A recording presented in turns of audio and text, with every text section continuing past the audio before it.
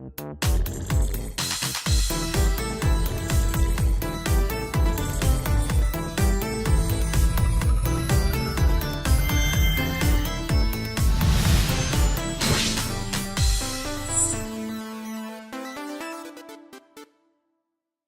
begin, let's flash back to December of 2014 when Super Smash Bros.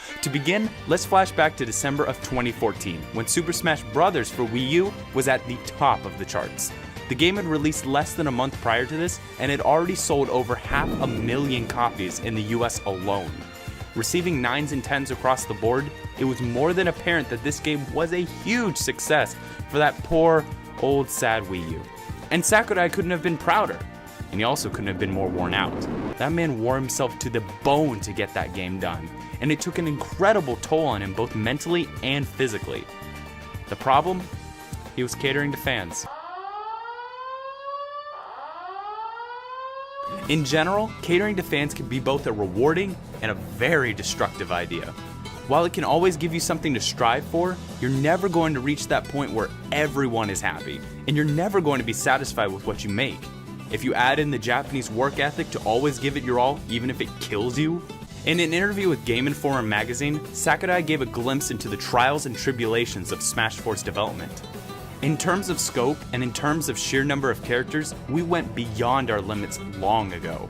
And yet, if we cut the number of fighters or modes in a future game, I'm sure there would be complaints. You could say that all the effort in the past to stretch out, keep pushing myself, and provide all these extra merits wound up tightening the noose around my neck in the future. That may seem like it contradicts my personal desire to keep giving gamers as much as I can, but I don't see an easy answer for it. It had gotten so stressful for Sakurai that he even considered leaving the Smash Bros. Series forever. Not that there wouldn't be another game in the series, but that he wouldn't be a part of it. He went on record saying, "With both Melee and Brawl, I made those games with the thought that there wouldn't be any more sequels. Thus, I really can't deny the chance for another. However, as for myself, I don't think there will be." This was all going through his head while Smash 4's DLC was being developed, and the tourney system prepared for the game's free update. News outlets went like crazy, as they do, posting up article after article announcing, "Sakurai is getting the leaving it up, getting out of there." But that's kind of normal for him to say, since he's considered quitting the series after almost every title that's released.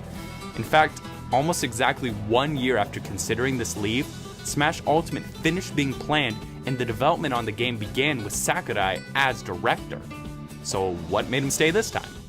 With the exception of Melee, every Smash game was built from the ground up by its own personal team of developers, with Smash 64 and Melee being made by HAL Laboratory, Brawl by Sora Limited and Game Arts, Smash 4 by Bandai Namco, but Ultimate was different. For this game, Namco was once again contracted to be the main development team, and even though it's been stated by Nintendo Treehouse that Ultimate's engine was indeed built from the ground up, that doesn't mean they didn't use pieces from previous games. In fact, they 100% did. They reuse assets like animations, models, music, sounds, etc., maybe changing them a bit here and there, but they definitely worked off the Wii U version of Smash 4 with the same team as before. This interesting scenario gave Sakurai an idea.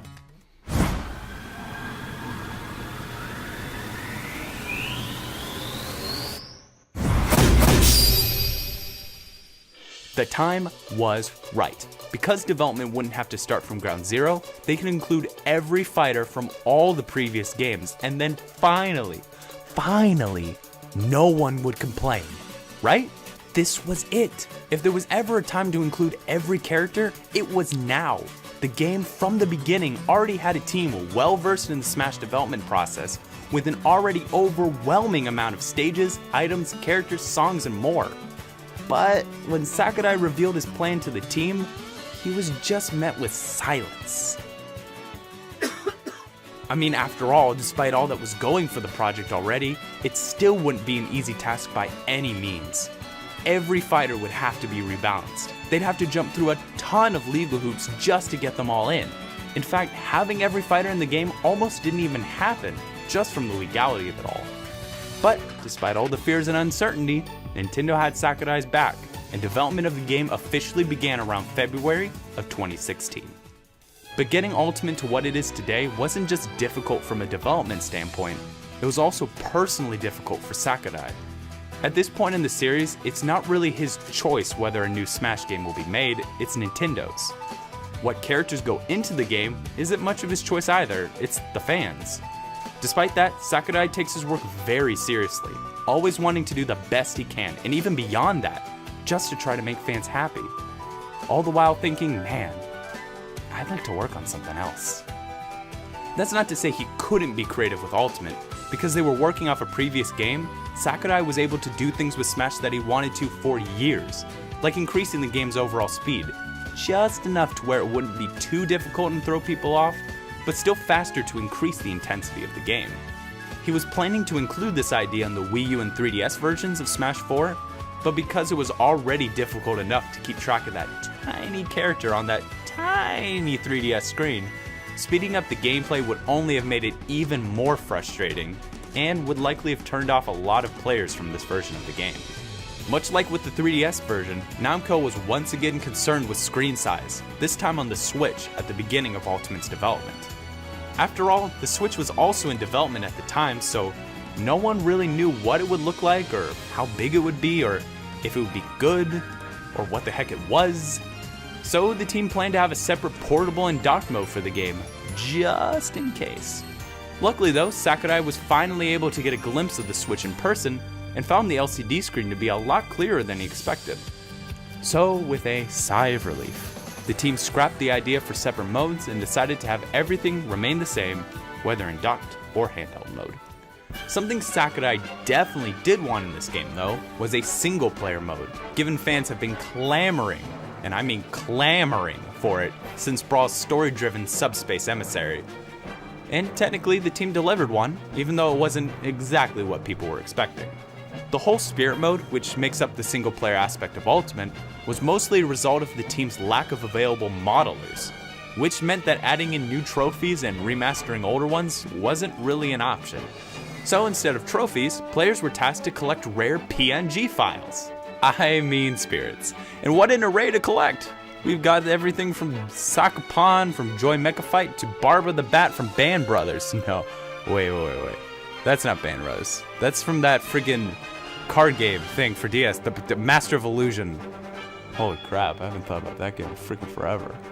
That was kind of the point of having such a large variety of spirits. Even if it may seem like they just kind of threw it all together, the team didn't haphazardly pick these PNG files off of Miyamoto's hard drive. They actually had an entire subset of the team just for spirits, with the goal being to try to find as many memorable characters they could from as many different games as they could, which was more possible now since they wouldn't have to model each of the characters into trophy form. Now, along with these spirits came a new mode called World of Light, a single-player adventure slightly somewhat maybe similar to Subspace Emissary from Brawl. World of Light was basically supposed to fulfill that fan desire for a new story mode, except it didn't really focus on stories, so it's not really a whole lot of a comparison there. Sakurai mentioned this lack of story in an interview with Game Informer, where he explained that this was basically because of the large roster of the game. Having individual stories for each fighter would have been way too much work for the team to handle, so instead, he wanted World of Light to just be a fun little mode, without requiring any new models for the team to create. After all, if they couldn't even model new trophies, then having uniquely modeled and animated enemies and stages and stuff like that, it was out of the question. So instead of Subspace Emissary's side-scrolling stages and fully animated cutscenes, they went for a giant overworld with numerous small battles against computer players on normal stages. That obviously didn't mean World of Light wouldn't feature any story at all, far from it. There was some thought put into the backstory, like how all the characters ended up dead. The idea for the opening cutscene actually came from Subspace Emissary, specifically at the end of Chapter 9, when everyone is turned into a trophy by Taboo. Sakurai wanted to make it where that moment was the main focus of the game, where the player loses everyone and everything. And if we started the adventure from that point, yay. Woohoo, boy. So we've made it to the halfway point of Ultimate's development. A round of applause. Alright, cool. Awesome. The whole team has been working tirelessly at this point to make the game as best as it could be. And now with 2018 beginning, it was time to start revealing that game to the public, with Sakurai awaiting those wonderful, happy fan responses. Actually though, it was pretty happy, much to his surprise. Super Smash Bros. Ultimate was first teased in the March 8th, 2018 Nintendo Direct. Simply known as Super Smash Bros. At the time, it included the first reveal of the game's new Woomy characters, as well as the game's release date, set sometime within 2018.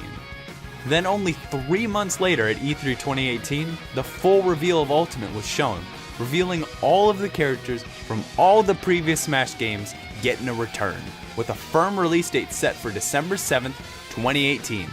And alright, let's take a look at the footage that was shown at E3, as well as the tournament that accompanied that announcement. Though they are essentially the same build, so we'll just let them kind of run together. Now what treasure trove cove of differences are we gonna find here? Actually, not too many. Mostly because the game was already based on so many pre-developed assets, and it was released only 6 months after this footage was shown, so there wasn't a whole lot left to develop anyway. Still, there are some interesting differences here, and once again, the Beta Compare Club did an amazing job looking through all this footage. As always, I'm going to show you some of those highlights, and if you want to learn more, head over to club.beta64.tv. It's got all the differences there ready to be just plucked by your eyeballs. That's really gross. To begin, let's start with the stage selection, which despite playing a single player match, has a red selection hand for the first player, instead being a white glove from the final version. Now obviously there's a ton of missing stages, but that's just because this is a demo.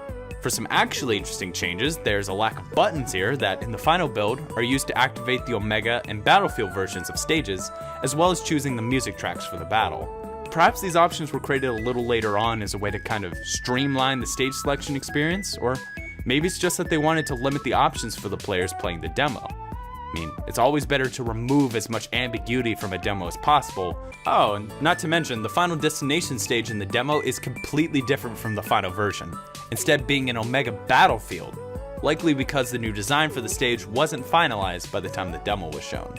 Now with the stage selected, let's move on to the character selection screen, which has a ton of really small changes, like a lot of icons changed in size, with most of them being more zoomed in the demo compared to the final. Out of all of this though, Mario's render has got to be what changed the most, going from this, which is honestly a pretty gross render, to a nice, sleek, clean render that really lets you know that Mario's ready to crunch those nips. In a strange turn of events for Nintendo, after E3 they decided to make 7 bazillion more new, different demos for people to play. And thankfully for the Beta Compare Club, most of these were just dumbed down versions of the final build. And 6 months later at the promised time, Super Smash Bros. Ultimate released with fairly little issues. Despite all the doubts from the team, Sakurai's dream, or rather, our dream, became a reality, with every single character from previous games making a comeback, as well as some new ones like King K. Rool, Isabelle, and the long-awaited Ridley, whose fan push for Smash can be traced back till well over 15 years ago, during Melee's heyday. This fan demand reached all the way to Sakurai, who was asked after the release of Brawl if it would be possible to add Ridley into a future game, which he replied a big fat no.